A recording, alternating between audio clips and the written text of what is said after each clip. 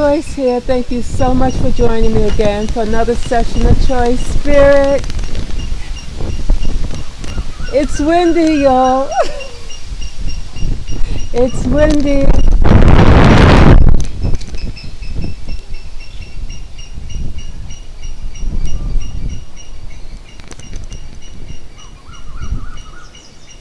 Thank you so much for joining me again for another session of Choice Spirit. Here I want to talk a little bit about truth. What is your truth? What is one's truth? What is one's truth? Remember I talked about the many rooms in a mansion, or many mansions. There are many mansions. I call it dimensional, multi-dimensional, various universes. Really, the many rooms are, consider them experiences, or the many mansions. Consider the many mansions as experiences. Or consider the many mansions or the many rooms as choices, a truth that you can choose. Now some mansions and some rooms you can get through, you cannot get into as a human being having this experience. You're not going to get there from here. But the many rooms are available depending on how you perceive things, conceive things, believe things to be. So if you are believing that you're finite, that's that means you're confined to something. You're within a structure, which we are as a human being. But there is the energy that flows through us that is more than what we see, more than what we can conceive, more than we can even fathom, right? It's more than the more, okay? So it's infinite in nature. So we can say, oh, beyond infinite, if there's such a thing, okay? Yeah, you hear the wind? Yeah.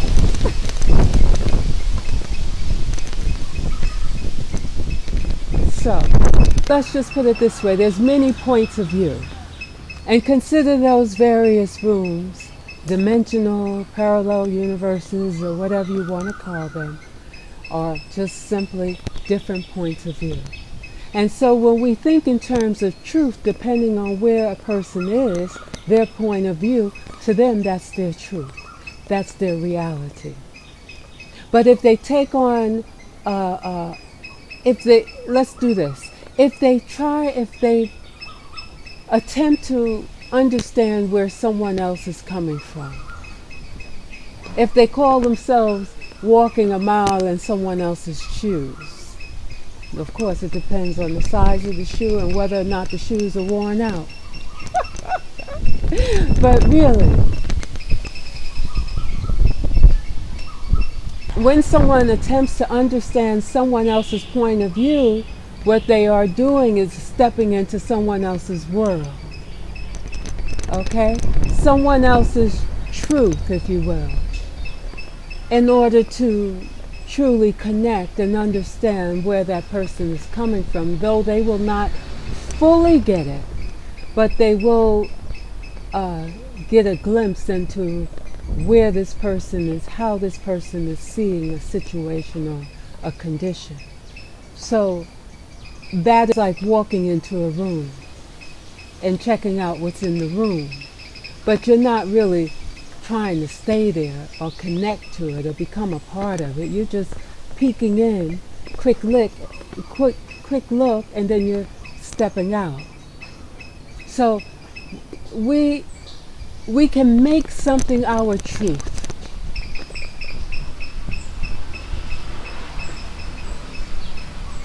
We can go into a room or a mansion and close the door and live in that room.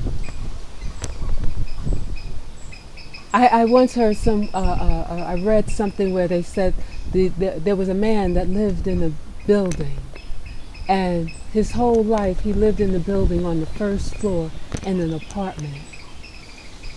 And then later, at the end of his life, when he's about ready to go, they said, well, did you ever take the elevator? He never knew there was an elevator. I may have the story a little twisted, but he never even knew that he was living in a high-rise building with over 100 floors. He never knew. So sometimes we go into a world and we call it our truth, and we never know that there is something more outside of what we call our truth, our reality.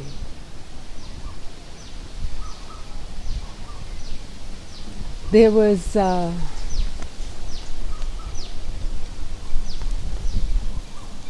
there are some that can step in and peek the game of someone else's situation.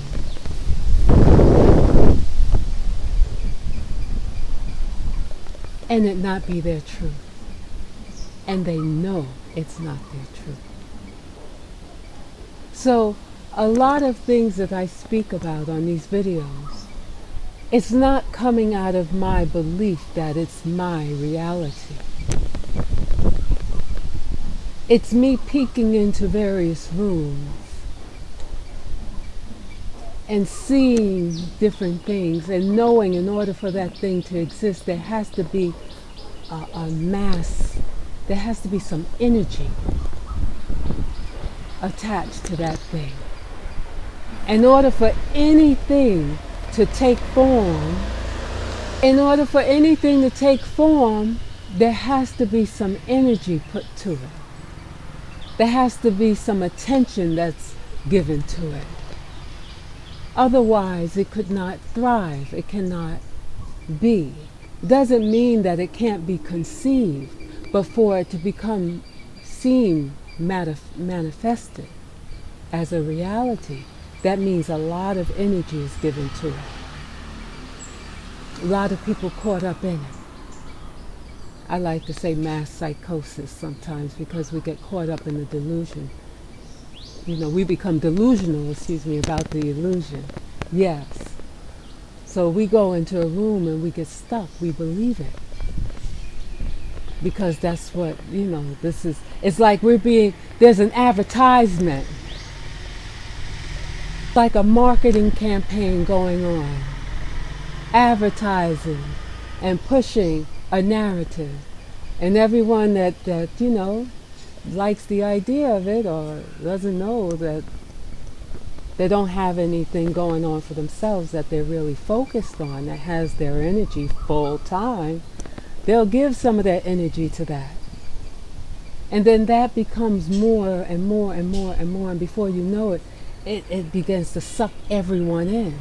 Almost like a black hole, begins to just suck everyone into it. Especially those that don't have their own narrative, or those that may be a little weak and not really knowing what they're doing or what they choose to do, or know that they have the power to choose not. Doesn't mean that the energy around you cannot just grab hold of you.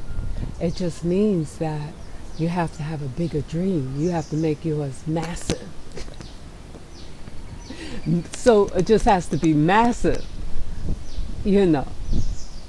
And so I said this to say, if you can bring it all together, your truth is one of those rooms in the mansions or one of the mansions. Whichever room you choose is where you stay. If you choose to live there forever, then that will be your forever truth. If you choose to know that you are infinite in nature, that you are beyond, that's the energy that flows through you, that is all things and yet nothing. And that means you can be anywhere and everywhere simultaneously. And that means you can pick and choose what your truth will be, or what your truth is, and stand in that truth. And just because you peek in, just because I peek in and check out other ideas, I am not attaching myself to those ideas. So I'm able to look elsewhere and see something else, and then look somewhere else and see something, and then choose. With that said, it does get heavy. Sometimes you look into something that's happening, and it's so dramatic, or it's so traumatic that you can't shake it. Your heart goes out. Now you've now entangled yourself with that truth, because it affected you in such a deep way. It just rooted itself just like that, because it was so traumatic or dramatic. So so you made it a part of your truth, something that you experienced. But when you begin to know more of how the mind works, and about the many rooms in the mansion, and about your ability to choose your truth, to choose your narrative, to choose your life, it gets a little better. Doesn't mean that it gets easier, per se, because it's ongoing. It's never ending.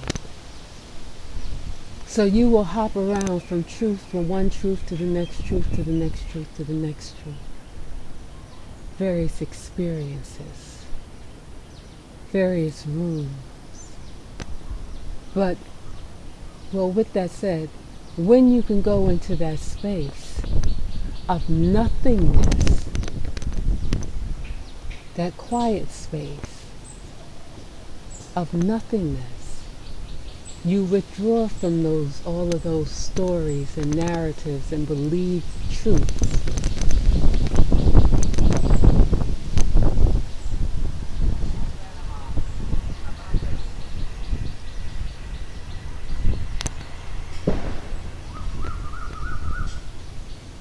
And you find a space that is different. It's a space of pure awareness,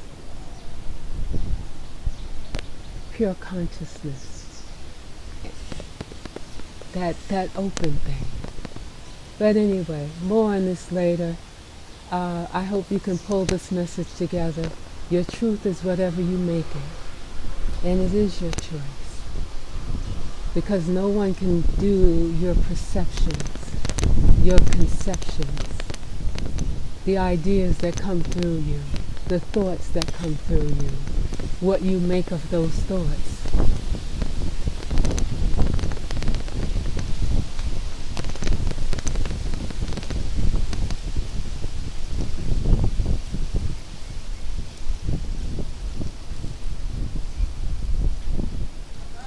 How you perceive anything and everything is up to you. Now, I'm not saying they're not working on how to, they know how to do things to get in, to infiltrate that. Remember I talked about in one of my other videos, they know how to infiltrate that and have you believing you're coming up with these things, and all it is something that's coming into you, but not something that is coming, that you. More on that later. Much love, Choice here. Namaste. Thank you.